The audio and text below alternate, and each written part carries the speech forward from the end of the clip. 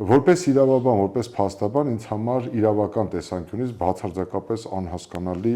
քրեական հետապնդում է հարուցվել, ես չեմ կարող դեմ գնալ իմ մասնագիտական խղճին, անկեղծ եմ ասում, ինչպիսի քաղաքական կոնյունկտուրա լինի, ինչպիսի քաղաքական ուժերի դասավորվածություն եւ ինչպիսի ընկալում էլ ունենա, ինձ համար Հայաստանի Հանրապետության իրավական պետության փիլիսոփայությունը եւ արդարադատության իրականացումը դա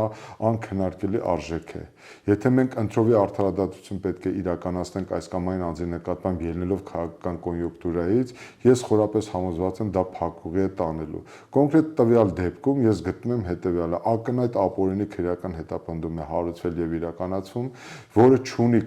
իրավական հեռանկար եւ ես չգիտեմ թե ինչ հաշվարկ է դրվել այս գործընթացի հիմքում, առաջին, եւ ես կարծում եմ, որ սա ուղղակիորեն խորքային ազդեցություն կարող է ունենալ, ընդհանրապես խաթարել մեր արդարադատության նկատմամբ մեր հանրության ակնկալիքների, սպասելիքների, անկախ նրանից կրկնում եմ, թե հանրության այս կամ այն սեգմենտը ինչպիսի վերաբերմունք ունի Սամվել Կարապետյանի նկատմամբ, ես որպես իրավաբան գտնում եմ հետեւյալը, որ Հայաստանի Հանրապետությունում ընտրովի արդարադատություն չպետք է իրականացվի։ Տվյալ դեպքում Սամվել Կարապետյանի նկատմամբ իրականացվել է ակնհայտ ապօրինի